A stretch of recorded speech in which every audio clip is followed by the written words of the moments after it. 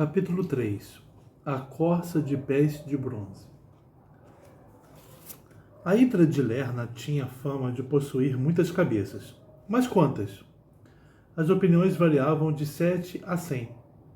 E o número certo só ficou perfeitamente estabelecido depois da façanha de Hércules. Só então a Grécia soube que a Hidra tinha 9 cabeças, 8 mortais e uma imortal. Mas Hércules tivera receio de enfrentar a Hidra sozinho, e fora em busca do seu amigo Iolau. Enquanto isso, naquele prado que marginava o pântano, os pica-pauzinhos brincavam. Meio a meio estava numa verdadeira lua de mel com os seus novos amigos. Como os achava delicados! Como eram gentis e bons de sentimentos! Nada de coices, como lá entre os brutíssimos centauros. Nada de violências e arbitrariedades. E meio a meio sonhava com os encantos do tal sítio de Dona Benta, sobre que tanto falavam. Ah, se ele se pilhasse lá! Mas como os brinquedos daquele dia até passassem da conta, em certo momento todos afrouxaram. Chega! Disse Pedrinho, deixando-se cair na grama, e os outros fizeram o mesmo. Estou que não aguento mais. Eu também, ajuntou Emília. E eu dei tantas cambalhotas, disse o Visconde, que estou com uma dorzinha no pescoço. Estiraram-se no chão e dali a pouco todos dormiam, exceto o Visconde. Os ameaçados de loucura começam assim, perdendo o sono. O centaurinho também dormiu, mas despertou antes dos outros e saiu por ali afora no galope. Ao cair da tarde, quando depois de haver matado a Hidra, Hércules reapareceu acompanhado de Iolau, só o Visconde lhe iria dar os parabéns. Pedrinho e Emília continuavam num sono de pedra. Hércules fez a apresentação. O Visconde de Sabugosa, meu escudeiro. Iolau espantou-se. Seu escudeiro, Hércules, uma aranha dessas? Pois, meu caro, é a aranha mais sabida que pode haver. Fala com a competência dos grandes mestres de Atenas. Quer ver? E voltando-se para o Visconde, vamos, amigo escudeiro, digo uma sabedoria aqui para o Iolau. O Visconde não vacilou e declarou em muito bom grego. Pantarei, Ouden Menei. Que isso? Que isso? Perguntou Hércules, que em matéria de pensamentos filosóficos era o que no século XX nós chamamos uma besta. Estas palavras querem dizer tudo passa, nada permanece. São palavras do grande filósofo Heráclito de Éfeso, que vai vir ao mundo no ano 576 a.C. Iolau refranziu a testa, sinal de que não estava entendendo. Hércules explicou. Há aqui um embrulho de séculos para diante e para trás que não entendo, por mais que eles me expliquem. Também vivem às voltas com um tal Cristo e com um tal sítio lá num tal século XX. Ouço a conversinha deles como quem ouve a música das terras exóticas. Bem pouco pesco. E aquela anãzinha ali? Perguntou Iolau mostrando Emília, ainda ferrada no sono. Ah, essa é a minha dadeira de ideias. Que? Sim, é quem me dá ideias. E pode lá ter ideias um pingo de gente assim? Fique sabendo, Iolau, que dessa cabecinha brotam mais ideias do que vespas de uma vespeira, e algumas excelentes. A ideia de matar o leão da lua foi por estrangulamento, veio dela. Foi quando os conheci. Estavam trepados a uma árvore, e eu, já sem flechas em meu carcaz, e com uma clava reduzida a estilhaços, não sabia o que fazer, quando uma vozinha alambicada soou. Senhor Hércules, agarre-o pelo pescoço e afogue-o. E foi o que fiz. Chama-se Emília, e parece que é Marquesa de Rabicó, ou coisa assim. Quando estão brigados, só a tratam de marquesa. E esse belo menino? Ah, esse é o meu oficial de gabinete. Oficial de gabinete? Coisa lá deles. É um companheirinho, um auxiliar. Menino excelente. Tão educado que às vezes até me envergonha. Parece incrível, mas tenho aprendido muita coisa moral com esse menino. E até coisas técnicas. Ensinou-me um meio excelente de derrubar centauros na corrida. E contou minuciosamente a história da captura do centaurinho por meio das bolas. Pegou então o centaurinho? O estranho não é tê-lo pegado, é que esse centaurinho está hoje tão nosso amigo e progride tanto em educação que ando com remorsos de haver outrora matado tantos centauros. Eles são gente como nós, Iolau, apenas mais rústicos, mais selvagens. Mas se os trouxermos para o nosso convívio, ficarão iguaizinhos a nós mesmos. E Hércules expôs a Iolau aquela sua ideia sobre a educação, a única que jamais brotou na cabeça bronca do herói. E onde está o centaurinho domesticado? Perguntou Iolau. Por aí, olhe! Lá vem ele no galope. Realmente, meio a meio vinha na volada como quem viu qualquer coisa prodigiosa. Que há? O centaurinho estava tão ofegante que mal podia falar. Eu não sei a voz, esqueci a voz do centaurinho. Dizia assim. Eu saí no galope por esse mundo afora e fui dar num bosque muito estranho. Parecia um parque abandonado. Tal o número de estátuas de pedra que se erguiam em certo ponto. Estátuas de herói no ataque, uns esticando o arco, outros arremessando a lança. Compreendi tudo. Eu estava na terra das Górgonas, lá onde ele viu Perseu cortar a cabeça de Medusa. E ao dizer ele, apontou para o Visconde. Então me veio a curiosidade de espiar o cadáver sem cabeça da monstra. Iolau regalara desmesuradamente os olhos. Cadáver sem cabeça? Pois cortaram a cabeça da Medusa? Sim, interveio o Visconde. Assisti a tudo. Vi tudo com meus olhos. Perseu cortou aquela cabeça toda, cobras, e guardou-a num surrão mágico. Para quê? Para levá-la de presente ao rei Polidecto. O assombro de Iolau era tamanho que ele não conseguiu fechar a boca. A Górgona decapitada, afinal, aquilo era o pior monstro da Grécia, por causa do olho petrificador. Continue, meu amigo, disse Hércules. O centaurinho continuou. Pois é, eu estava evidentemente nas proximidades do antro da Górgona, conforme indicavam aqueles heróis de pedra, os heróis que foram matá-la.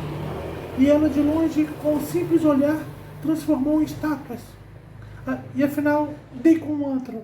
Fui entrando cautelosamente. Súbito, Razeus, que horrendo quadro, estendido no chão, o corpo sem cabeça da Medusa. O Visconde interveio. Quando Perseu a decapitou, ela estava na cama. Pois encontrei-a no chão, disse o centaurinho. Nessas mortes assim há sempre estrebuchamento, e o corpo ferido muda de lugar. Estava no chão.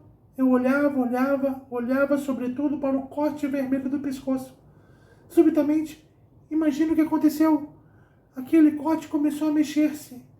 Começou a largar-se como se qualquer coisa fosse saindo de dentro. E essa coisa afinal saiu. Era um cavalo branco. Um cavalo de asas enormes. A mais linda visão que alguém possa imaginar.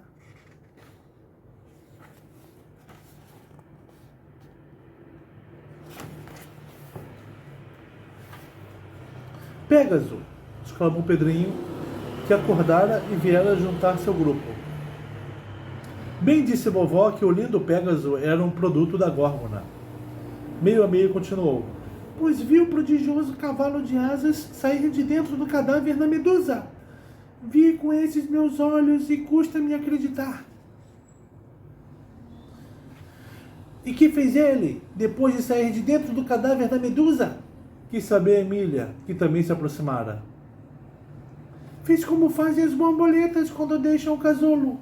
Ficou uns instantes a secar as asas úmidas e a experimentar os músculos, até que por fim tentou o voo. E voou. No começo tentou só. Quem nunca voou atrapalha-se no começo. Tem que ir aos poucos. Mas tive medo de que me acontecesse qualquer coisa e disparei para cá. Pedrinho falou da visita de Belerofonte lá no sítio de Dona Benta. Que Belerofonte? Perguntou Hércules. O menino explicou que Belerofonte era o nome do herói coríntio que em breve iria conquistar e domar Pégaso, fazendo dele o seu animal de sela. Pois esse herói, montado em Pégaso, havia aparecido lá pelo sítio e ficado na casinha de Dona Benta durante vários dias. Pégaso fora posto no pasto do burro falante, onde também estava o Rocinante de Dom Quixote. Isso no século XX depois de Cristo. Hércules piscou para Iolau, como quem diz: essa é a linguagem deles. Falam sempre nessas coisas misteriosas. Sítio, vovó, Dom Quixote, antes e depois de Cristo. Súbito um berro da Emília. Lá vem ele! Pégaso! Já criou força e está se elevando no céu! Se elevando no céu! Todos olharam na direção indicada e, de fato, viram uma coisa deslumbrante. Pégaso no voo. Suas grandes asas brancas lembravam o movimento das asas dos gaivotões do mar. Que serenidade, que majestade de voo! Muita coisa bonita há no mundo, muita coisa bela. Mas quem não viu Pégaso voando não viu a coisa mais bela de todas. O sol batia naquela brancura de asas e tornava-as deslumbrantes. Pégaso seguiu no seu voo, sempre a subir em espiral, até que desapareceu atrás das nuvens. Os pica-pauzinhos, portanto, assistiram à estreia de Pégaso no céu tão azul da Grécia. Olha aqui.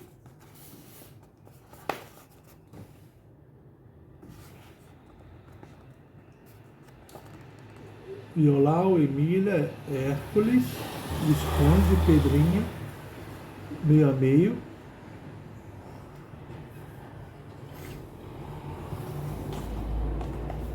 Admirados. Em Micenas, de novo. Levaram toda a uma hora a comentar a maravilha das maravilhas.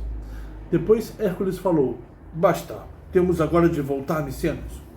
Ele trazia numa sacola as cabeças da Hidra. 8, segundo disse. 8, Hércules, reclamou Emília. E a nona? Essa não pude trazer. Era a imortal. Tive de enterrá-la bem fundo e colocar uma enorme pedra em cima. Continua viva, mas no seio da terra. Emília não gostou daquilo. Aquele rei antipático é capaz de encrencar, disse Emília. É capaz de exigir a apresentação da nona cabeça. Isso não, tornou Iolau, porque Euristeu não sabe que a Hidra tinha exatamente 9 cabeças. A lenda corrente, ora diz um número, ora diz outro. Vai de 7 a 100. Nada aconteceu dali até Micenas. Volta e meia, Hércules e Iolau erguiam os olhos para as nuvens, na esperança de verem Pégaso mais uma vez, mas inutilmente. Iolau admirava-se da transformação que se ia operando no gênio de seu amigo. Nada mais da bruteza antiga. Estava sociável, alegre, brincalhão, sempre muito atento às ideiazinhas da Emília, aquele espirro de gente.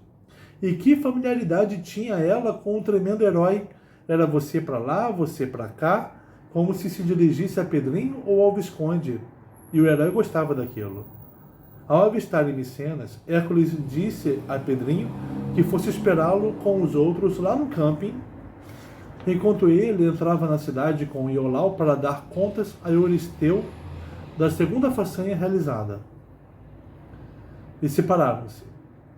Pedrinho e o bando partiram para o camping. Hércules e o amigo entraram em Micenas. A notícia do segundo trabalho de Hércules já havia explodido como bomba, começando a circular de boca em boca. Quando o herói foi a palácio, já o rei sabia de tudo.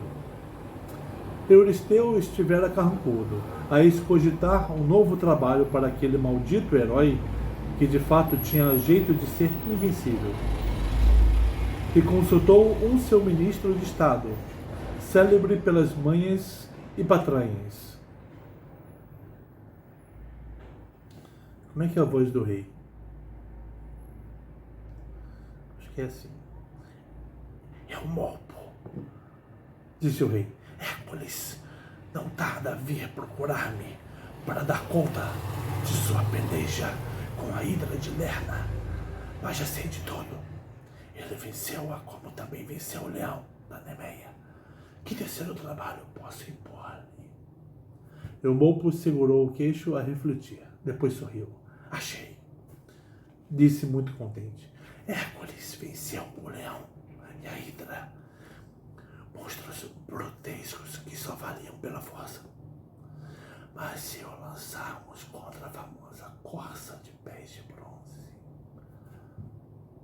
A corça selenita?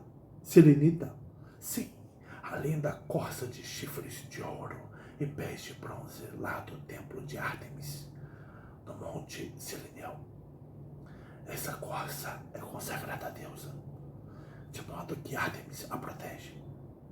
Tem grande fama, porque nada no mundo corre com maior velocidade e não se cansa. Pode correr um ano inteiro sem parar. E tem os pés de bronze justamente para isso, para correr o tempo que quiser, sem necessidade de descanso para o casco. Hércules é pesadão, escora hidras e leões, mas duvido que pegue uma corça tão veloz e ainda mais protegida pela irmã de Apolo. Euristeu aprovara imediatamente a insidiosa ideia.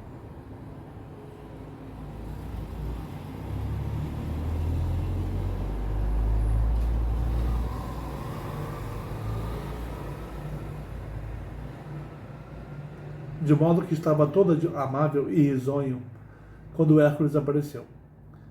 Fingindo não saber de nada, disse logo de começo. Aqui o rei, com seu ajudante, né? Seu puxa-saco. O Hércules entrando com as cabeças de hidra. Aí o rei Euristeu vai falar com Hércules, né?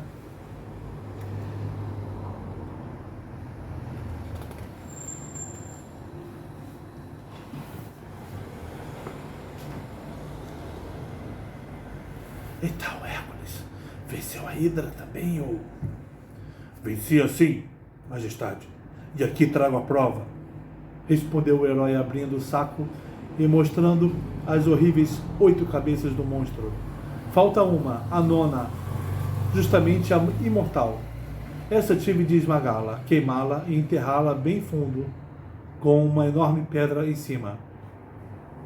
Meus parabéns, Hércules. Muito prazer me dá vê-lo de novo, forte e perfeito, com mais um trabalho realizado. Tuas proezas justificam a fama que tens. Aqui em Micenas, o povo só fala em Hércules, só quer saber de Hércules, e ainda ficará mais apaixonado pelo grande herói. Se Hércules me trouxer aqui, vivinha a corça selenita. Hércules empalideceu. Sabia da fama dessa corça invencível na corrida, mas lembrando-se da sua dadeira de ideias e dos mais companheiros de aventuras, consolou-se de lá dentro por um quem sabe, e disse ao rei: perfeitamente, majestade, espero ter a honra de trazer aqui bem vivinha a famosa veada dos pés de bronze. Logo que Hércules saiu, Euristeu esfregou as mãos e disse ao velhaco Eumolpo: desta vez não me escapa. Quando o herói ia chegando ao camping, todos lhe voaram ao encontro, encarapitados no centauro.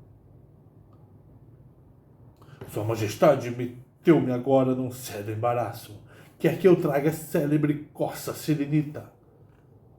Que isso? Uma corça lá de um templo de Ártemis no Monte Silineu, mas não uma corça comum. Além de protegidíssima da deusa, tem os chifres de ouro e os pés de bronze. Quer dizer que não gasta os cascos por mais que corra. E tem fama de correr tão rápido como o corisco. Este trabalho vai me dar mais trabalho que os outros, que vale minha força contra a velocidade. Todos puseram-se a refletir, porque o caso realmente oferecia dificuldades e aspectos novos. Pedrinho foi o primeiro a falar. Escute, Hércules, lá no sítio de vovó eu vivo lidando com os caçadores vizinhos, e deles aprendi 1000 coisas. Caçar essa corça deve ter relação com o que lá chamamos caçar veado. Mas com uma diferença. Veado cansa na corrida e esta veadinha de pés de bronze não pode cansar. Assim sendo, minha ideia é não incluir a caçada de corça na categoria de caça de veado, e sim na de paca. Hércules não sabia o que era paca. Pedrinho explicou o melhor que pôde. E paca, Hércules, a gente caça de um modo muito diferente, esperando que ela volte para a toca. Mas a corça não tem toca. Não há ser vivo que não tenha sua toca. Até eu, o Visconde e Emília temos a nossa, disse o menino apontando para a cabana de ramagens. Chamo toca ao lugar certo em que o animal, quando se cansa de correr mundo, vem para descansar. Podemos primeiramente fazer uma tentativa de pegar a corça na corrida, e para isso dispomos de meio a meio. Se falhar, então recorreremos ao método da espera na boca da toca. Hércules achou razoável a proposta e, para caçoar com a Emília, disse: esse meu oficial de gabinete está me saindo melhor que a encomenda. Suas ideias até parecem superiores às da minha dadeira de ideias. Emília fez focinho de pouco caso. Você não me conhece, Lelé. E desde aquele momento passou a tratá-lo assim. Dou ideias nas ocasiões gravíssimas, quando o perigo é grande. Nessas coisinhas sem importância da vida diária, deixa que o cérebro de Pedrinho funcione, e assim não cansa o meu. Você ainda há de ver, Lelé, como são as minhas grandes ideias. Pedrinho cochichou ao ouvido de Hércules que, quando se via em grandes apuros, sem saber o que fazer, Emília lançava a mão do faz de conta, o que é muito fácil. Depois teve de explicar ao herói toda a técnica do faz de conta, que Hércules achou maravilhosa. E dá certo esse tal de faz de conta? Está claro que dá, mas é um recurso de vencidos. A gente só deve recorrer ao faz de conta quando se sentir na última extremidade, na ultíssima. Hércules ficou a cismar naquilo. O Monte Silineu. No dia seguinte, levantaram o acampamento e lá se foram de rumo ao Monte Silineu. Viagem linda.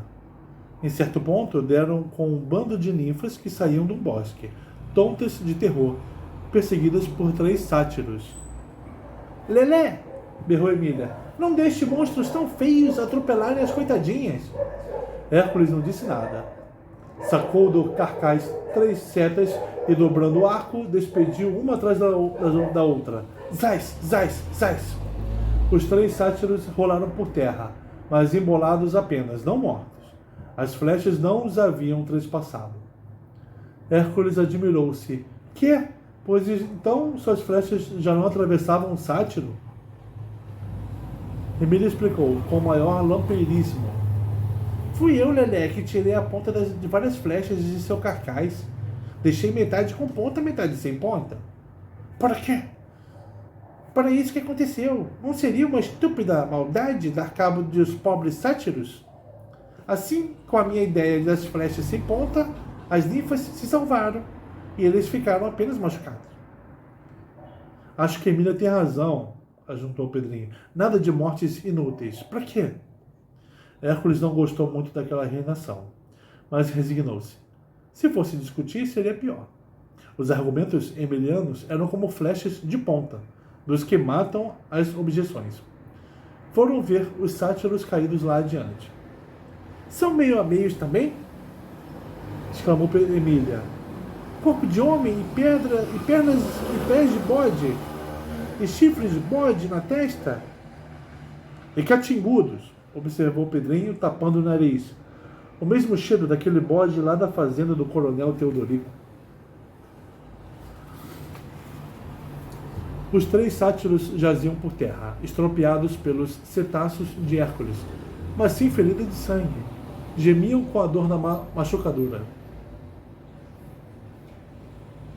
Olhe quem está espiando, exclamou em certo momento o Visconde, e todos viram lá na fímbria do bosque o bando de ninfas com os olhos fixos neles.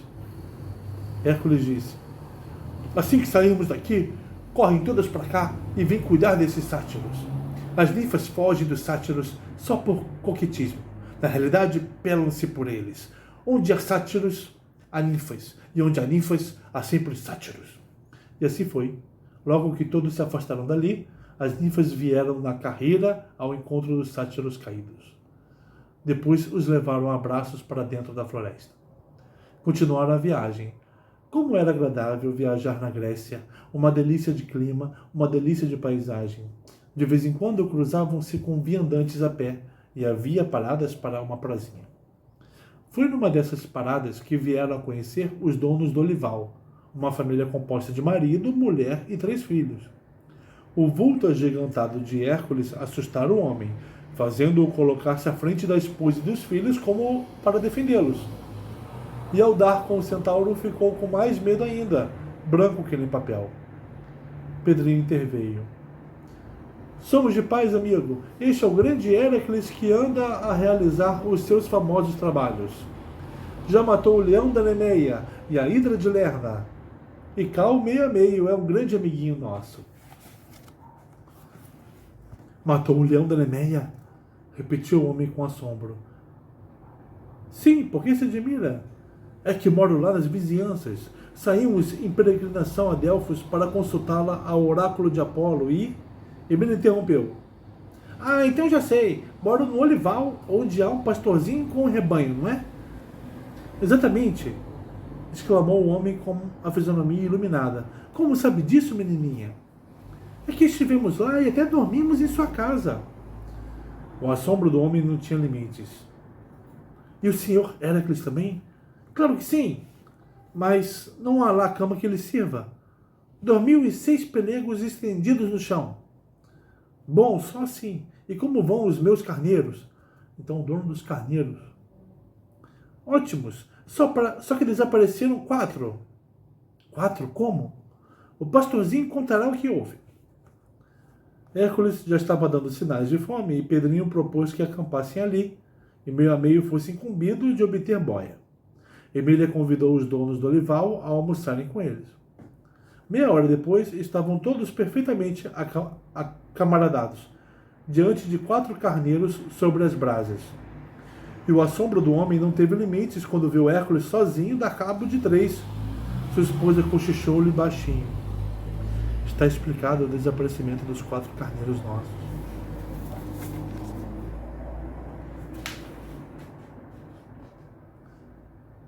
Olha o Hércules pegando a corça.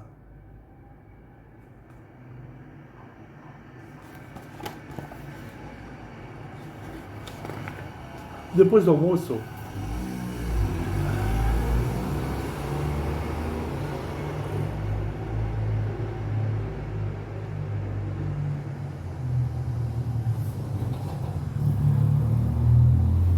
Hércules gostava de tirar uma breve soneca, o que fez sem nenhuma cerimônia. Os donos do olival ficaram sentados junto dele, vendo a juventude divertir-se. Meio a meio estava empenhado em fazer cabriolas. De todo jeito, para assombro dos meninos do olival, os quais não cabiam em si de tanto gosto. Deixa-me montar um bocadinho, atreveu-se a dizer um deles, vendo Pedrinho encavalado no centauro. Venha para a garupa. O menino foi e boa galopada deram por aqueles campos. Quando voltaram, Hércules, já desperto, estava se espreguiçando. Oh! Um espreguiçamento hercúleo que assustou o casal. Bom, criançada, gritou o herói erguendo-se. Toca andar. Daqui ao Monte Cirineu ainda é um bom pedaço. Despediram-se. O homem agradeceu a Hércules a honra que lhe dera de escolher sua casa para dormir e ofereceu-lhe os seus préstimos e os da filharada. Separaram-se. Adeus, adeus. Voltem lá, vão passar uns dias conosco. Gritaram de longe os 3 meninos. E Pedrinho de cima do centauro respondia: E vocês apareçam pelo sítio de vovó. Está chegando o mês das tangerinas. A última etapa do percurso foi vencida com certa lombeira. Isso de carregar tantos carneiros no bucho não torna a gente mais leve. Será aquele morro? Perguntou em certo ponto Emília. Era sim, era aquele o Monte Sirineu, e logo depois avistaram o templo de Ártemis. Quem é essa Ártemis? Perguntou Emília e o sabuguinho contou. Ártemis é o nome de uma das grandes deusas do Olimpo, filha de Zeus e irmã de Apolo. É a Diana dos romanos. A Diana caçadora, que a gente vê nos desenhos com arco na mão e carcaz de flechas a tiracolo. E acompanhada de um cachorro ou de uma viadinha, rematou Emília. Dona Benta me mostrou uma Diana assim. Exatamente, disse o Visconde. Mas a nossa Ártemis é uma deusa meio masculina. Não quer saber de trabalhos de mulher, tricô, bordados, cozinha. Seu gosto é a caça. Vive caçando e não tem medo de nenhum animal feroz. Voa atrás deles nas florestas e vara-os com os seus dardos. Que é dardo, Visconde? Uma pequena lança de arremessar. E como então que o noivo da filha... E como é então que o noivo da filha do Elias Turco escreveu aquela carta que Narizinho viu? Com esta frase que me ficou na cabeça. Teus olhos dardejam. Bom, explicou o Visconde. Dardejar quer dizer arremessar dardos. A palavra está aí em sentido figurado. Os turcos têm os olhos muito fortes, muito brilhantes, e os daquela turquinha parecem emitir raios de luz. O Candinho, noivo dela, achou raios parecidos com os dardos e usou a palavra dardejar. Meio a meio havia parado bem diante do templo. Um lindo templo grego, todo colunas na frente e em cima aquele triângulo do frontão. Pedrinho apeou, desceu os outros e ficou de nariz para o ar, contemplando as esculturas em alto relevo.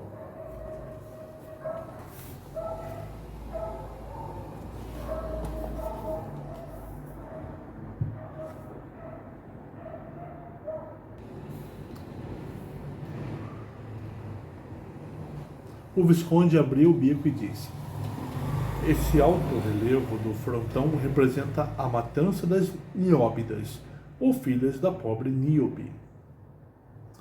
Todos puseram-se atentos, inclusive o centaurinho. O Visconde continuou: Níobe, filha de Tântalo, casara-se com um grande herói tebano de nome Anfião, e tivera 9 filhos, cada qual mais bonito. Mas cometeu a imprudência de orgulhar-se disso e andar se gabando de ser superior em fecundidade à mãe de Ártemis.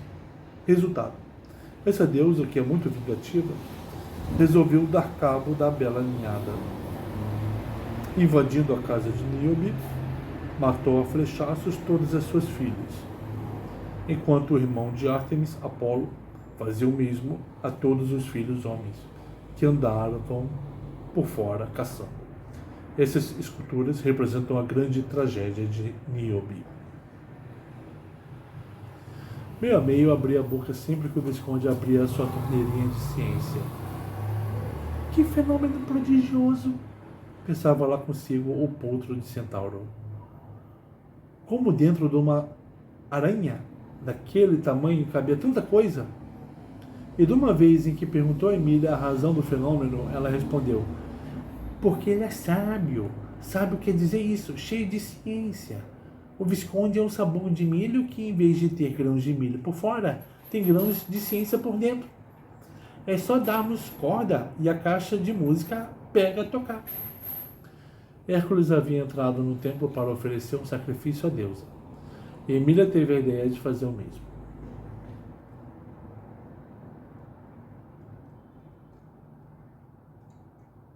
Vamos, Pedrinho, oferecer um sacrifício a Ártemis. Aqui a moda não é rezar, é sacrificar. O que é sacrificar? Perguntou o menino. Emília deu a palavra ao Visconde, o qual respondeu. Sacrificar é oferecer um holocausto no altar de um deus. E holocausto quer dizer queimar totalmente uma vítima. Essa palavra vem de holos, que quer dizer todo, e caio, que quer dizer eu queimo. Para ser holocausto é preciso que haja destruição pelo fogo da vítima inteirinha.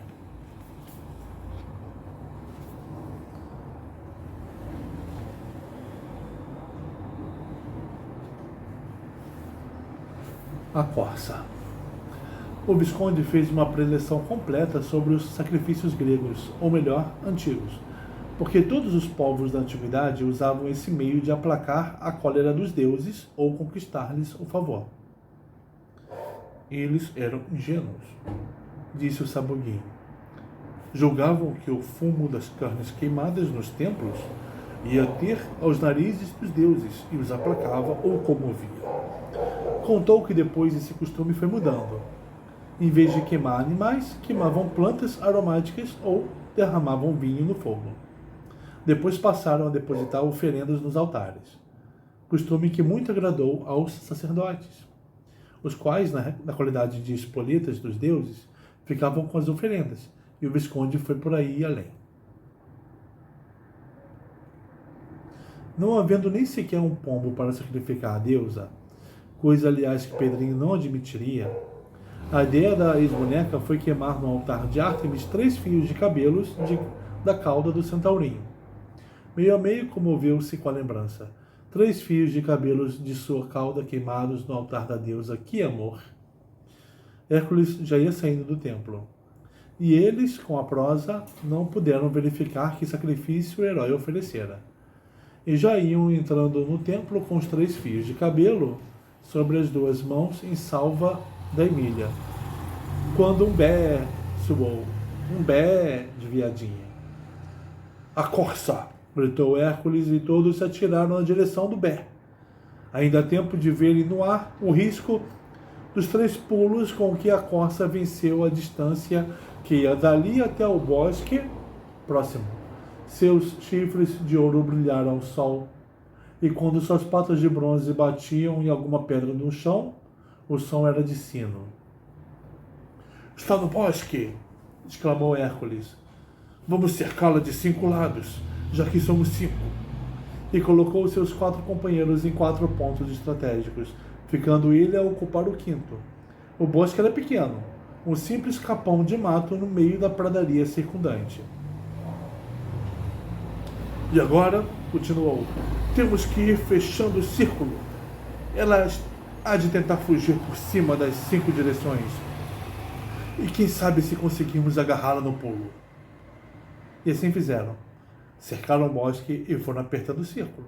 Mais, de modo que a corça, bem lá no meio do capão de mato, ou pulava fora do círculo constrangente ou seria agarrada.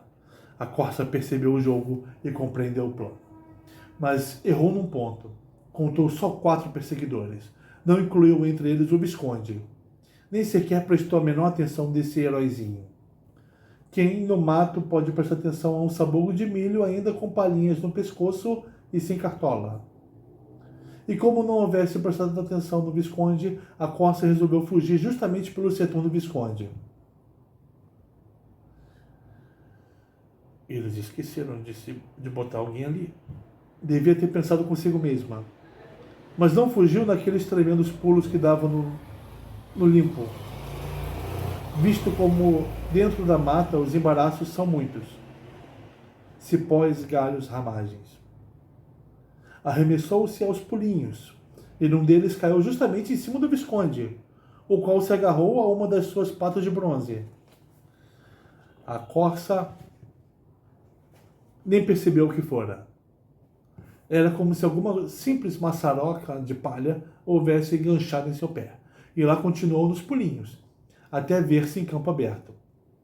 Aí parou e voltou a cabeça porque sentiu que a maçaroca ainda estava presa à sua perna. Fez uns movimentos de coice e nada. A maçaroca não desgrudava. A corça, então, raivosa, firmou a pata e com os chifrinhos de ouro arrancou o Visconde e arremessou-o para trás, mas sem perceber que se tratava de um ser vivo, inteligente e agente. E lá se foi pela pradaria fora, aos pulos de 20 metros cada um.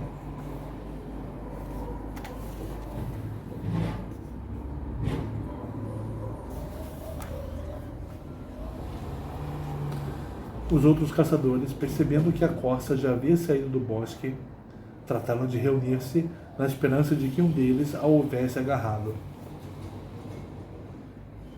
Olá, olá, aqui todos! Gritou Hércules, e todos correram para onde ele se achava. Então, Pedrinho? Nada. Não saiu do seu lado meio a meio? Não. Nem do seu, Emília? Não. Que mistério aquele? A corça devia ter se escapado por um dos 5 lados. Só então Pedrinho lembrou-se do Visconde. Falta o Visconde, gritou. Ainda nada sabemos do setor do Visconde.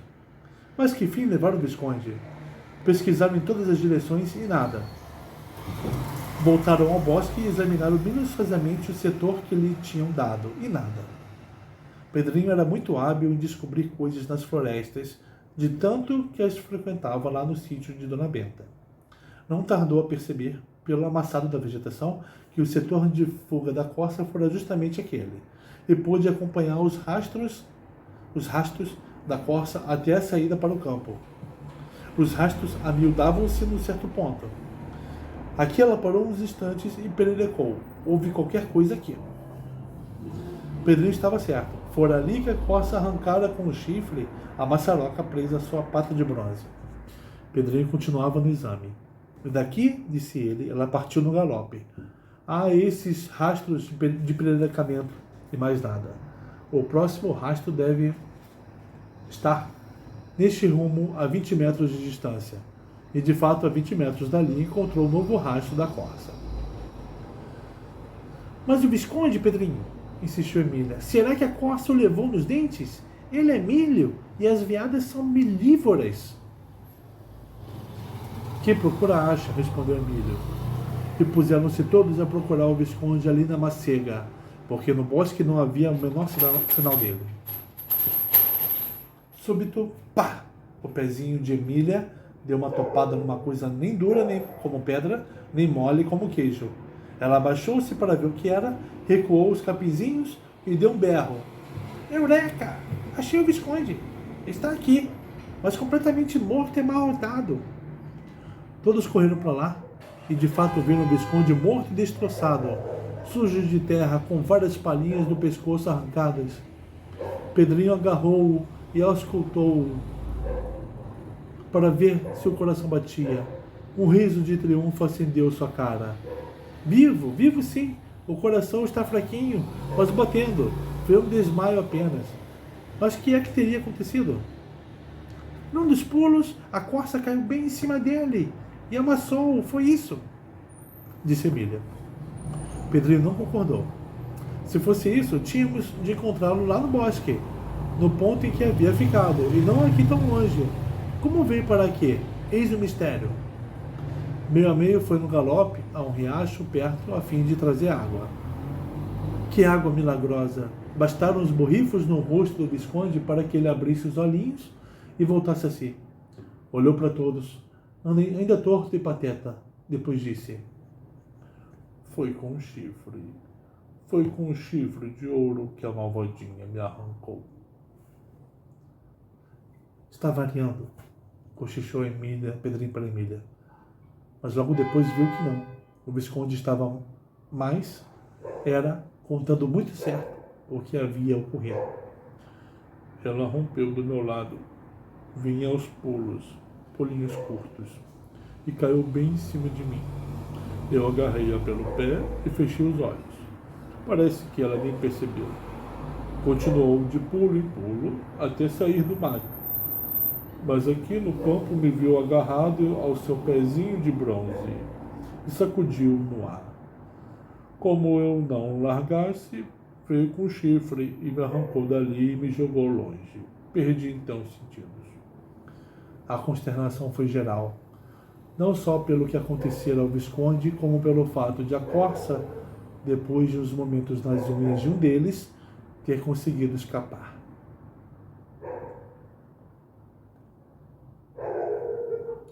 Que pena ter tomado pelo setor do Visconde, justamente o mais fraquinho do grupo.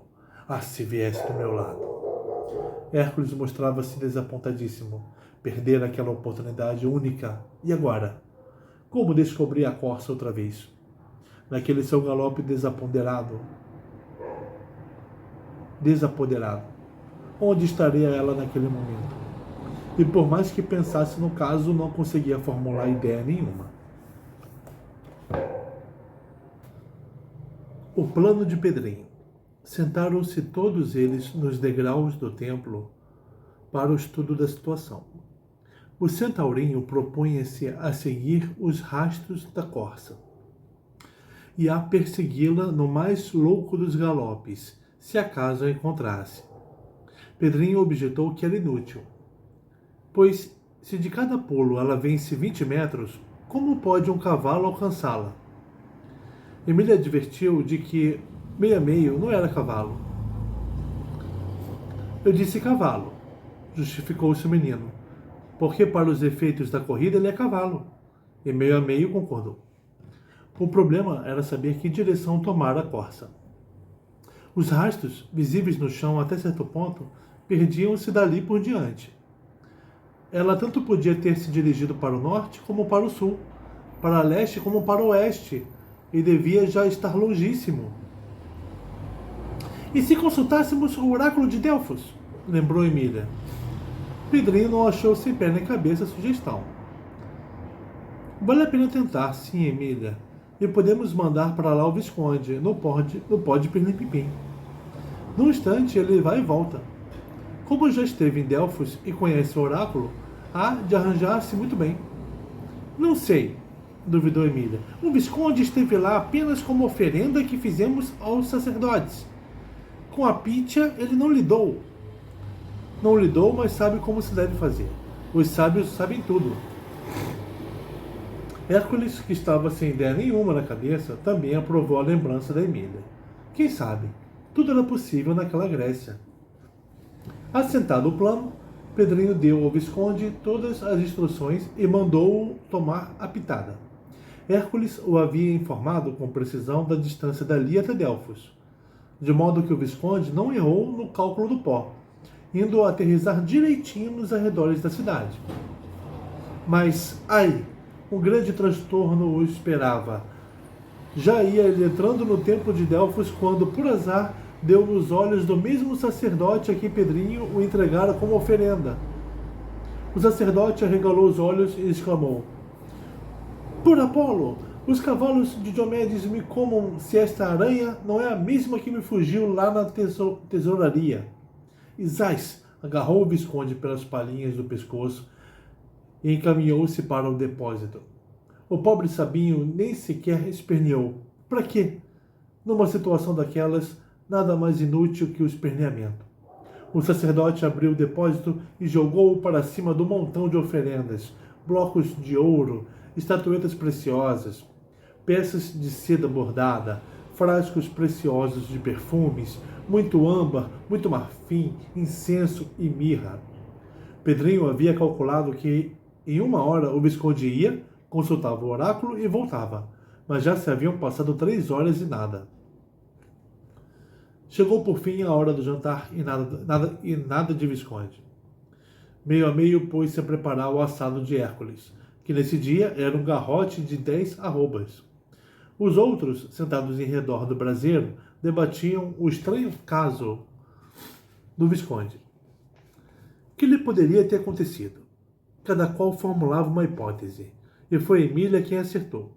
Depois de muito parafusar, disse: Juro que ele está guardado na tesouraria. Que ideia! Exclamou Pedrinho. Por quê? Com certeza um daqueles sacerdotes que o levaram para o depósito das oferendas o reconheceu e o trancafiou de novo. Mas, sim, continuou Emília, porque o Visconde tem o defeito de ser dessas criaturas que dão muito na vista. É exótico demais. Impossível que se apresentasse diante do oráculo sem que os sacerdotes o reconhecessem. Quem é que vê o Visconde e depois se esquece? Pedrinho ficou pensativo. Quem sabe? E agora, Pedrinho, nós é que temos de ir a Delfos. Não só para consultar Pitya, como para salvar pela segunda vez o Visconde. Isso não, gritou Pedrinho. Ele está com um canudo de pó na cintura. Com uma pitadinha escapa de lá ainda que 1000 sacerdotes o cerquem. Perfeitamente. Mas como o Visconde não aparece, é sinal de que os sacerdotes o desarmaram antes de prendê-lo no depósito. Pedrinho não entendeu, desarmaram. Emília explicou. Tomaram-lhe o misterioso canudinho da cintura. Hércules continuava com a cabeça completamente vazia de ideias.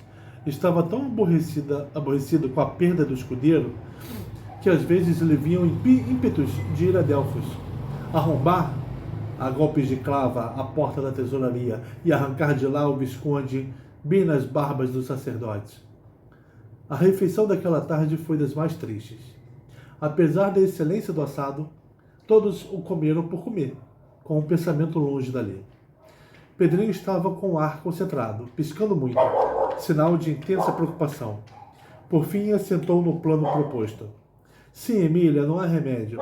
Temos de ir nós dois a Delfos. Do contrário, perdemos o Visconde. Ele que não aparece é que está sem o canudinho. E de que vale nesta Grécia um Visconde sem pó? Pois vamos, resolveu Emília.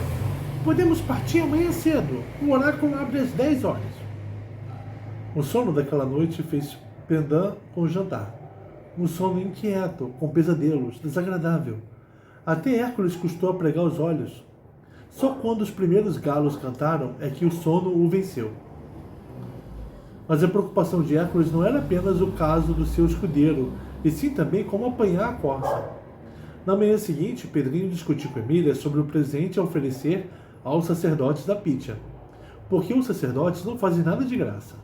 Com eles é ali no quem não paga não tem, e só aceitavam boas pagas. Que poderiam os dois pica-pauzinhos oferecer aos orgulhosos sacerdotes do oráculo de Delfos? A pele do leão da lua, lembrou Emília. Oh, mas você pensa que Hércules vai consentir em desfazer-se dessa maravilhosa pele, escudo invulnerável? Nunca. Sei disso, Pedrinho, mas podemos dar um jeito. Que jeito? Deixa o caso comigo. Minutos depois, estava Emília contando a Hércules que lá no século XX, as damas usavam peles de muitos animais, inclusive uma tal raposa prateada, que era raríssima.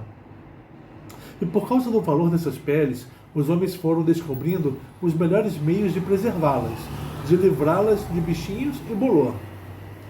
Sim, porque dá dó ver uma pele rara, como por exemplo essa sua, que é única no mundo, começar de repente a perder o pelo, até ficar aí uma pele pelada sem valor nenhum. E que fazem para conservar? Perguntou Hércules, já com medo de perder a sua preciosa pele escudo. Desinfetam-nas de quando em quando, respondeu Emília. E teve de explicar o que era desinfecção, coisa desconhecida naqueles tempos.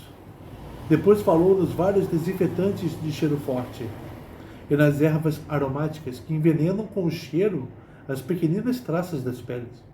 E falou tão bem sobre aquele assunto que Hércules acabou como ela queria, pedindo que lhe desinfetasse a pele. Emília citou o melhor processo a usar: estender a pele ao sol com uma camada de folhas de cheiro por cima. O sol fazia que o aroma das folhas se infiltrasse por entre os pelos e poros da pele, etc, etc. Logo depois, lá estava a pele do leão estendida sobre uma grande laje e totalmente coberta de folhas aromáticas. Isso é o que Hércules pensava, porque a realidade era bem outra. Sobre a laje só havia folhas e mais folhas, sem pele nenhuma. A pele do leão já estava bem enrolada e embrulhada, pronta para ir com eles a Delfos. Hércules, coitado, não desconfiava de coisa nenhuma. Mas por precaução, Emília ainda disse: E não mexa lá, Lelé, senão estraga tudo. Quem põe as folhas em cima da pele, esse mesmo tem de tirá-las. É como se usa lá no mundo moderno.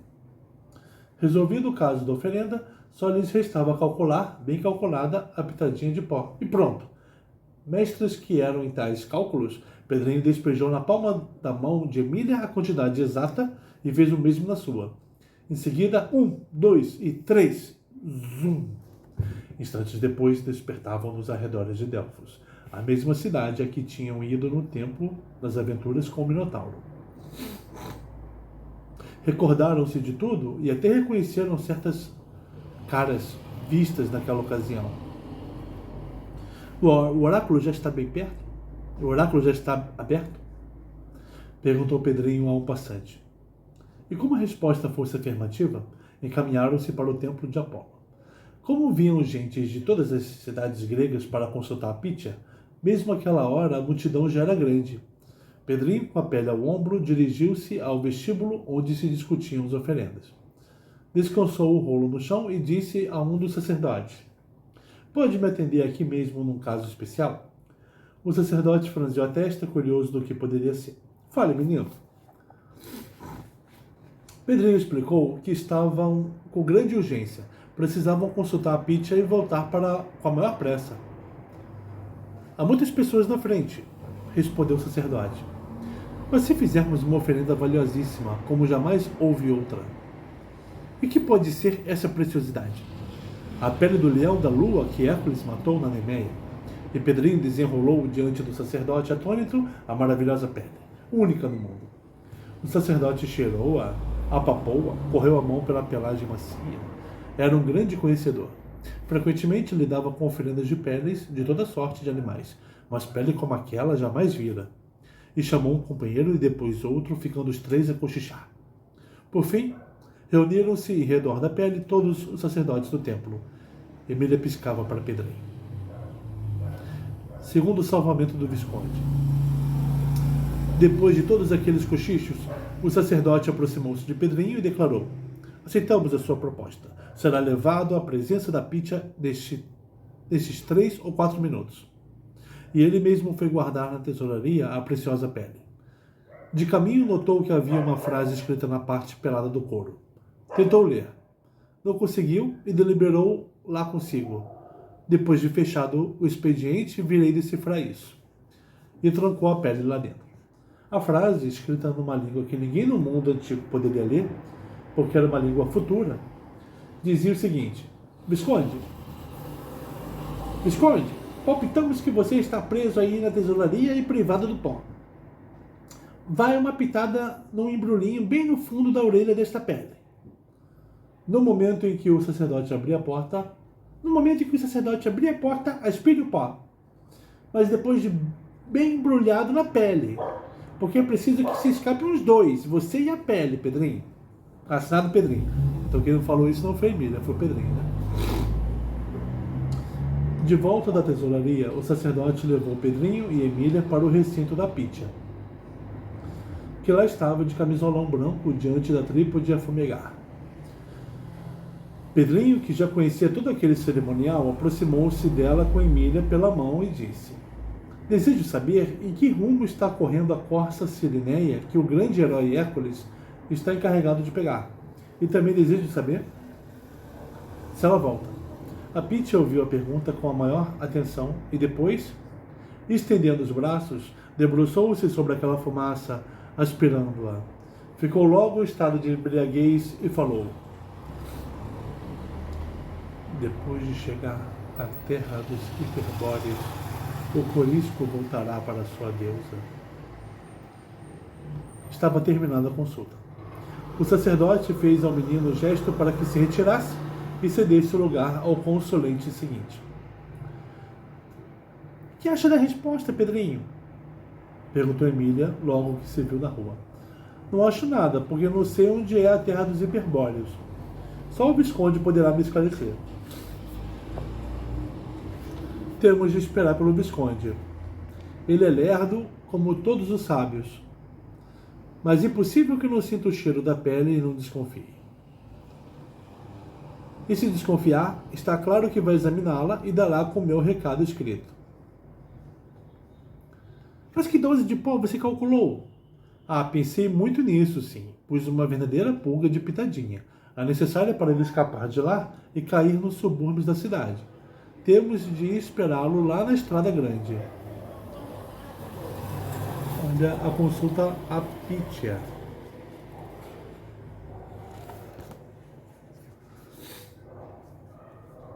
E assim fizeram. Plantaram-se à beira da Estrada Grande, muito atentos, sempre a olhar em todas as direções, a ver se de repente o Visconde e a pele aterrissavam. O lance era arriscadíssimo. Se antes do pôr do sol o Visconde não reaparecesse com a pele, tudo estava perdido. Teriam então uma só coisa a fazer: voar para o sítio de Dona Benta, abandonando a aventura dos 12 trabalhos de Hércules. Era essa a opinião de Pedrinho. E deixarmos aqui o meio a meio? Objetou Emília, quase com carinha de choro. Que remédio? Porque de uma coisa eu tenho certeza. Se Hércules descobre que nós lhe furtamos a pele e nos vê de novo pela frente, dá-lhe uma daquelas cóleras hercúleas e ele nos achata com o pé, como achatou o caranguejo. Emília suspirou com os olhos no sol. Que horas seriam? Calculo em 3 já passadas, disse Pedrinho. O tempo está voando e aquele estupor do Visconde não dá sinal de si.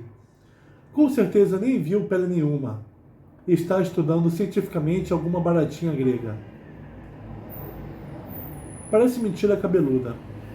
Mas assim que acabou Pedrinho de pronunciar essas palavras, eis que uma coisa cai a poucos passos dali. Plaf! Uma pele. A pele do leão. Pedrinho e Emília correram para lá. Abrem-na e dão com o Visconde dentro, ainda tonto, a passar a mão pelos olhos. Avé, eu vou berrou Emília, fazendo que vários passantes olhassem para ela e rissem. Depois de bem voltado a si, o Visconde contou tudo quanto havia acontecido. Pois é, disse ele, assim que aterrissei, tonto ainda que eu estava, senti um agarramento. Eram as 2 mãos do sacerdote que me seguravam de jeito a não me deixar o menor movimento livre. Esses bichos às vezes mordem.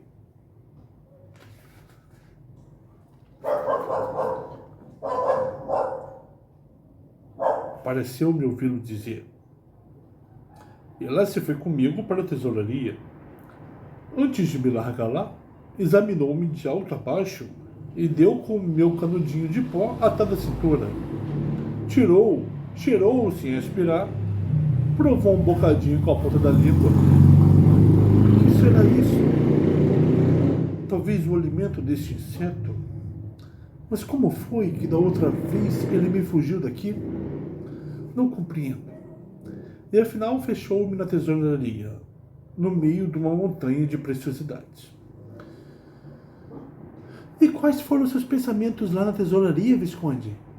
Quis saber Emília. Eu pensei o que podia pensar. Que dando por falta de mim,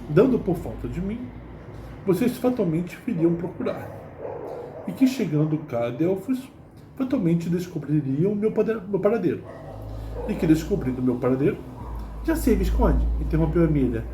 E como descobriu o nosso recado escrito na pele? Pelo cheiro. Mal o sacerdote largou lá a pele, sentiu uma forte catinha de leão no ar. Macacos me lambam se isso que acabou de entrar não é a pele do leão da lua. E levantando-me, fui ver. Sim, era ela mesma. Reconhecia logo. E por felicidade, dei com um recado, porque a pele estava enrolada com pelo para dentro. O resto não é preciso contar. O que é preciso é voltarmos incontinente. O carro de Apolo já está bem perto da cocheira. Sim, o relógio da parede de Dona Benta devia estar dando 4 horas lá no sítio. Pedrinho calculou 2 pitadas de pó e distribuiu-as pelas 2 palminhas de mãos estendidas. Depois calculou uma terceira para si. Aspiraram as 3 pitadas ao mesmo tempo e, zum, foram despertar no Monte Sirineu, a poucos metros da laje. Emília, disse Pedrinho logo que a tontura passou, vá com o Visconde ver Hércules. Entretenha-o enquanto eu coloco a pele debaixo das folhas. E quando eu der um assobio de 2 dedos, pode vir.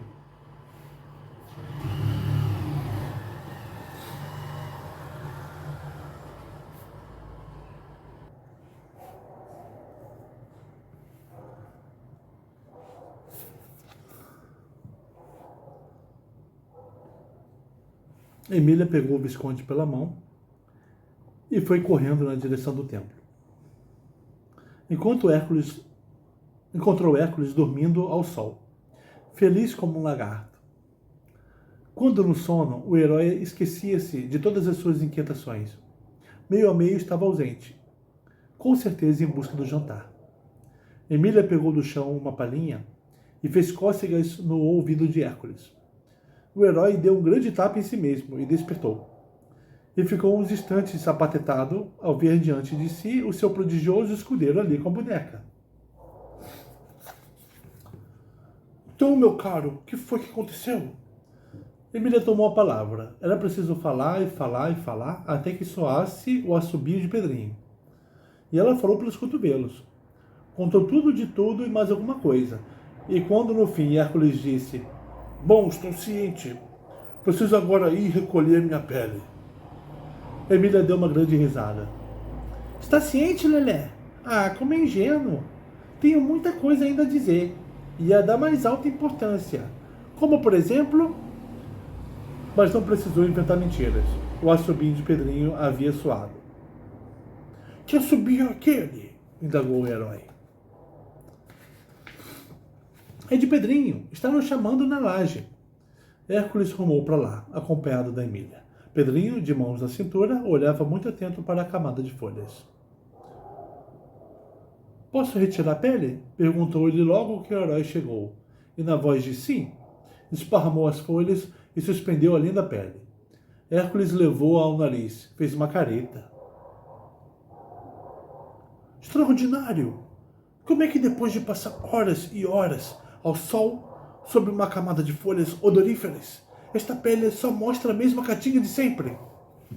Estou vendo que nas peles invulneráveis nem os cheiros penetram. Vitória. Depois de sossegados quanto ao ponto principal, que era a restituição da pele, Pedrinho chamou o Visconde para uma consulta. Queria saber que eram os hiperbóreos. O Visconde sabia. Hiperbóreos. Os antigos chamavam assim os povos do norte, das terras glaciais perto do polo. Bom, disse Pedrinho. Então a resposta do oráculo quer dizer que a corça vai numa carreira até perto do polo e só depois volta cá para esse templo. A interpretação está das mais fáceis. E pôs-se a raciocinar. Se a corça ia e voltava, nada mais inútil do que saírem dali. Em vez de correrem mundo às tontas, como cegos, sem quase nenhuma probabilidade de encontrar a corça, o cômodo, o bom, o certo, o agradável, era ficarem acampados ali até que ela voltasse. Outra, se a corça vencia 20 metros de cada pulo, era fácil calcular aproximadamente quanto tempo levaria para ir e voltar. Eles estavam na Grécia, cuja latitude é de... Visconde, qual é a latitude da Grécia?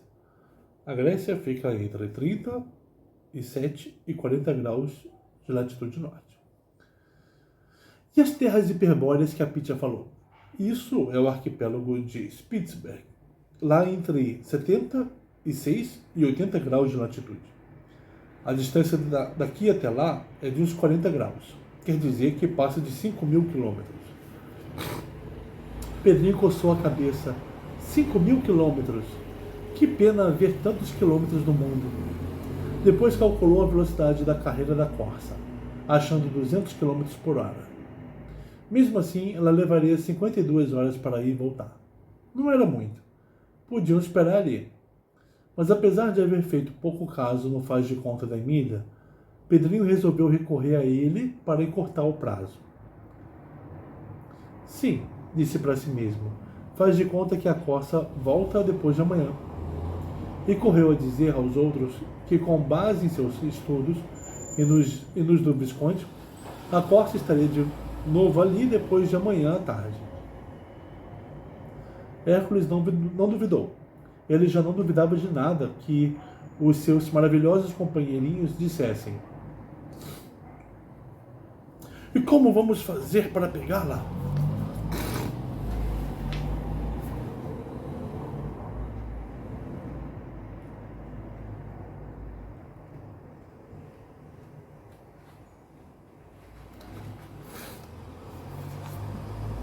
Aplicar o meu sistema de esperar a paca na toca.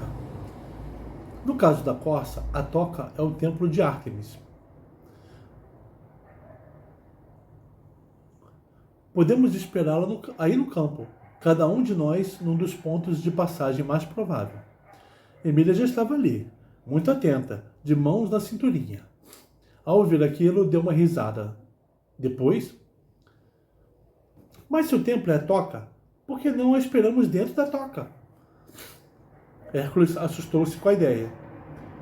Seria uma profanação, um desrespeito à vingativa Ártemis. Mas Emília não cedeu. Tem um jeito que acomoda tudo, disse ela. Armamos uma rede à entrada do templo. A entrada não é bem dentro do templo, e a deusa não pode dizer nada. Hércules ainda coçou a cabeça, indeciso, mas Pedrinho e Emília foram cuidar da rede. Há de haver pau de embira no capão do mato, disse o menino. Vou ver. E correu para lá. Meia hora depois, voltavam com uma boa quantidade de embira excelente. Chamou os outros. Temos de desfiar toda essa embira e torcer uma cordinha assim da grossura do barbante. E puseram-se ao trabalho. Hércules ajudava, segurando a ponta do cordel que os outros iam torcendo. Meio a meio mostrou-se muito hábil naquilo. Uma hora depois, estavam com um novelo de cordel mais que suficiente para a rede necessária. Pedrinho imaginou-a no formato dos sacos de filó que usam os caçadores de borboletas. Também lembrava certas armadilhas de pegar peixe. Tal qual um covo, disseram o Visconde. Pronta a rede, armaram-na entre as colunas da fachada do templo, no ponto por onde a corça fatalmente passaria. Armaram-na só para a experiência, porque a rede não podia ficar ali 2 dias à espera da corça. Embora não fosse um templo muito frequentado, volta e meia aparecia por lá um ou outro fiel. Muito bem. Tudo estava perfeitamente estudado e preparado, e Hércules já sorria no antegozo da vitória. O jantar daquela tarde foi dos mais alegres, porque estavam novamente todos reunidos e absolutamente certos da vitória. Mais umas horas e pronto, o malvado Euristeu iria ficar com cara de asno. O dia seguinte foi só de brincadeiras e galopadas do centauro. Mas Pedrinho notou que o Visconde estava se tornando muito variável. Ora brincava, ora não brincava, e quando saía do brinquedo, era para ficar com o olho parado. Emília cochichou para Pedrinho. Será um grande transtorno se ele enlouquecesse aqui. Por que há de enlouquecer, Emília? Não seja agourenta. É que os sintomas estão se amildando. Durante todo o caso de Delfos, o Visconde comportou-se com a maior perfeição, sem a menor loucurinha. Mas hoje não está bem. Vovó diz que os loucos têm períodos de lucidez e loucura. Lembrou o menino. Deve ser isso. Dormiram muito bem aquela noite. Todos, menos o Visconde. O sabugo passou de olhinhos arregalados e parados num ponto, piscando muito. O que será que aconteceu com o Visconde? E afinal chegou o grande dia da vitória, o dia em que tinham de apanhar viva a corça de pés de bronze. Logo pela manhã, Pedrinho veio com uma boa ideia. Pôr meio a meio de sentinela na entrada. Construções para espantar qualquer visitante do templo que aparecesse. Fique dentro do mato da margem, escondidinho. Quando aparecer algum fiel, dê um pulo para a estrada e amedronte-o como quiser. Coices, só em caso de última necessidade. Meu amigo riu-se. Não vai ser preciso. Esse povo tem tal pavor de centauros que a simples vista de um os faz correr ainda mais rápido que a corça. Bom, estavam sós no campo, livres de importunos e podiam armar a rede. Pelos cálculos de Pedrinho, só lá pela tarde a corça chegaria, mas precaução nunca é demais. E foi ótimo que pensasse assim, porque a corça veio 3 horas antes do cálculo de Pedrinho. Eles haviam acabado o almoço e estavam deitados por ali, cochilando, sem pensamento nenhum na cabeça, quando Emília, trepada a uma árvore, gritou: Sentido! Estou vendo um pulo a grande distância! Pedrinho explicou a Hércules que os olhos de Emília sempre foram famosos. Certa vez chegou até a enxergar uma pulga no dragão de São Jorge, lá na lua. E se ela estava vendo pulos, então era mesmo a corça que vinha vindo. O toque de sentido fez que todos se levantassem e se colocassem bem escondidos nos pontos que Pedrinho havia determinado. Em cima da árvore, Emília continuava a ver pulos. É ela sim!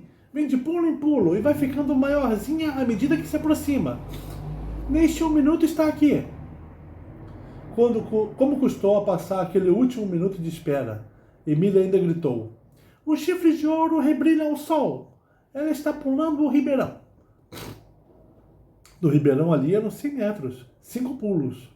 E todos viram a corça dar esses 5 pulos finais e mergulhar no templo, justamente no ponto desejado. O vão das 2 colunas entre as quais fora armada a rede. Está no papo! Berrou Pedrinho voando para lá. Todos o seguiram e lá deram com a corça na rede e Pedrinho em cima dela, tal qual no dia em que se atirou sobre a peneira do Saci. Bem que a coitadinha tentara fugir, ao perceber que caíra num laço.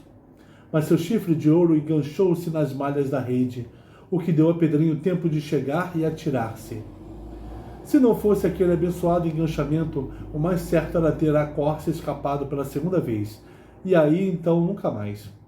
Pedrinho não se esquecera de tecer com o resto das embiras uma boa corda, e lá estava ele com as mãos por dentro das malhas, procurando atar a ponta dessa corda naqueles chifrinhos de ouro. Depois disso feito, levantou-se e disse: Pronto, podemos retirá-la da rede. Vendo-se livre da rede, o animalzinho jogou-se livre de tudo mais e disparou. Mas a ponta da corda estava bem segura na mão de Pedrinho, o qual a derrubou com um sacão violento. A corça ainda fez 2 ou 3 tentativas de fuga, mas breve se deu por vencida e baixou a cabeça. Todos a rodearam. Emília ergueu-lhe uma das patas e bateu com uma pedrinha para ver se era de bronze mesmo. O som foi de sino. Depois examinou os chifres de ouro. Que belos e como ficariam bem em seu museuzinho. Hércules, disse ela, quero que me corte os chifres dessa corça. O tal Euristeu não sabe como ela é. Fica pensando que é mocha. Mas Hércules não a atendeu. E foi a única vez que não atendeu a um pedido de Emília. A razão era muito clara. Se ele serrasse os chifres de ouro da corça, ficavam uns tocos, e depois Euristeu iria acusá-lo de ladrão daquele ouro. Hércules era burrão, mas muito honesto. No dia seguinte partiram para Micenas com a corça na corda. Como Pedrinho seguisse montado em meio a meio e lhe ficasse incômodo ir segurando a ponta da corda, teve a ideia de amarrá-la no rabo do centaurinho, e assim fez. A entrada dos heróis em Micenas causou sensação. Hércules na frente, depois o centauro com os pica-pauzinhos montados, e por fim, pela cordinha, a famosa corça de pés de bronze e chifres de ouro, cuja existência era notória na Grécia inteira. Isso sim é que é o herói de verdade, disse uma voz no meio do povo. Já matou o leão da Nemeia, já liquidou a hidra de Lerna, e agora traz a corcinha do Monte Sirineu. Que trabalho poderá haver no mundo que Héracles não realize? Quando o herói entrou no palácio de Euristeu, com a corça silinita nos braços, Sua Majestade, mortificado de paixão, fulminou com os olhos o pobre ministro Eumopo, que lhe sugerira aquele trabalho. Salve, majestade, começou Hércules. Aqui tendes a corça de pés de bronze e chifres de ouro, que vivia sob a proteção da gloriosa Ártemis. E soltou ali na sala do trono o maravilhoso animalzinho. O despeito de Euristeu em virtude de mais essa vitória de Hércules transparecia em seus olhos. Mas procurou dominar-se e disse secamente: Felicito, amanhã determinarei o trabalho seguinte. E fazendo o gesto de fim da audiência, desceu do trono e foi conferenciar com Eumolpo sobre o que fazer daquele invencível herói. Depois de sair do palácio, Hércules reuniu-se aos meninos que o esperavam na rua e disse: O rei ainda não me deu nenhuma incumbência nova. Temos de esperar. Aqui ou no camping? Está claro que no camping. Toca para lá. Com que alegria voltaram ao querido acampamento lá perto do ribeirão de águas cristalinas. Com que felicidade se espalharam por ali, procurando as coisas deixadas, matando as saudades. Temos de melhorar nossa cabana, propôs Emília. Nós viramos e mexemos nesta Grécia, mas a nossa verdadeira residência é aqui. E começaram a estudar a reconstrução da cabana.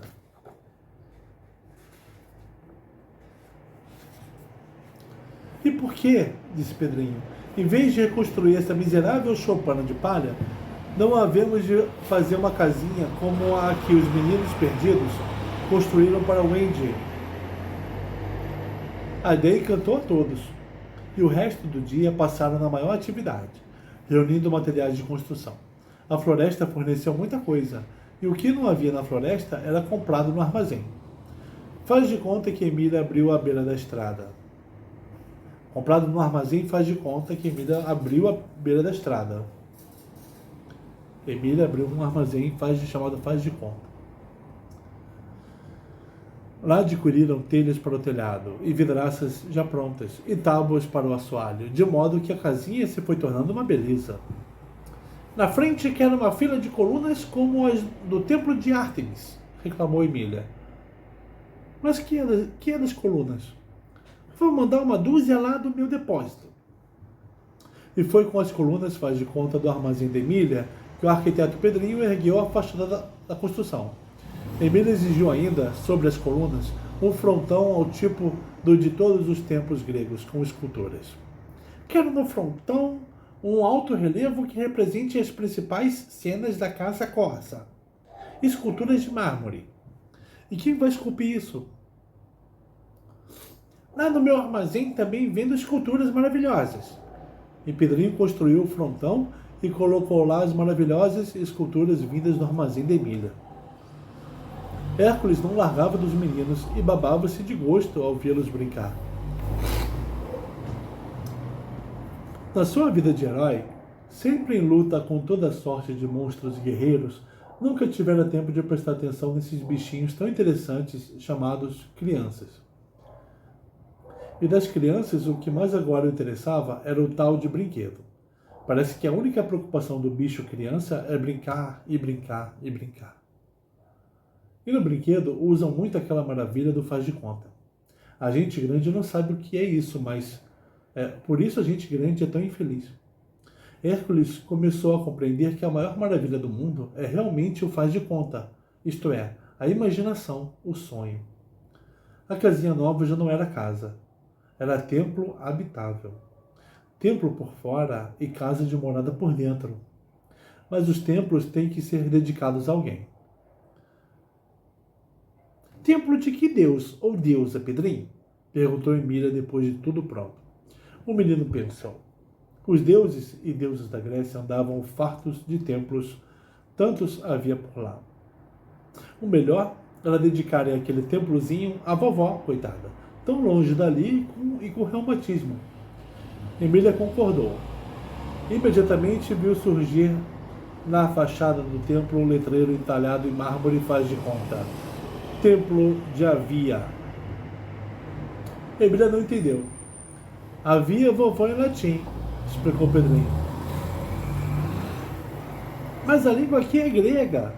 Põe aí vovó em grego. Era o que eu queria fazer, mas não sei e não quero dar o gosto de me informar com Hércules. Se ele descobrir que não sei nem como é a vovó em grego, é bem capaz de perder a fé em toda a minha sabedoria. Que deliciosa noite passaram na casinha nova. Hércules dormiu ao relento, como de costume, e o Centaurinho também.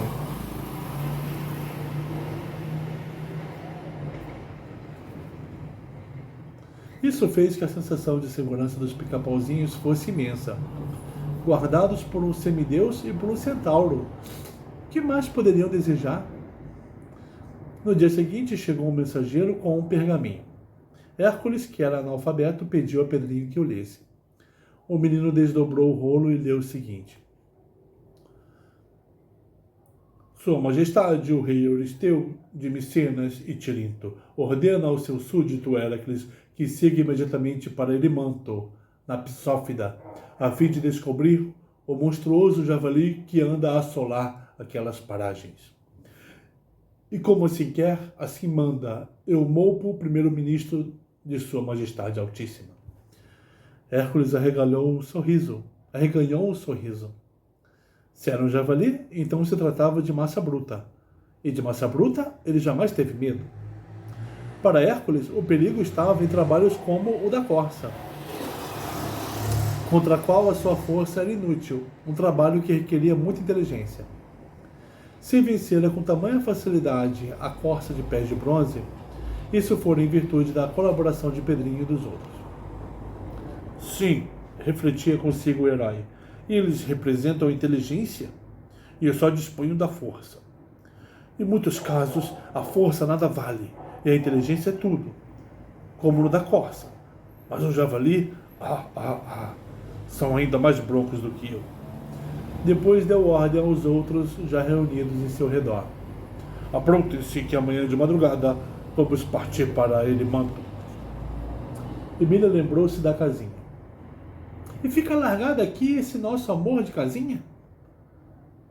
Que remédio! Mas espero que ninguém ousará pôr as mãos nela, sabendo que é nossa. Todos aqui temem os meus músculos. E Hércules concluiu seu pensamento com uma piada muito fina, a primeira e última de sua vida. E se alguém estragar a casinha, aplicamos o faz de conta e o estrago desaparece. Emília teve de engolir o remédio, que ela tanto receitava para os outros. Mas apesar disso, foi lá à casinha e pregou um letreiro de papel de verdade.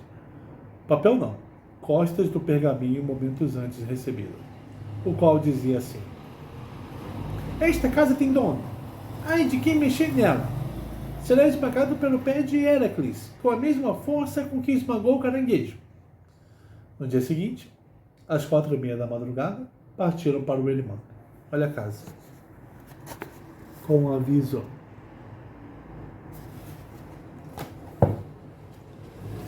Aí eles foram para o Erimanto, atrás do javali.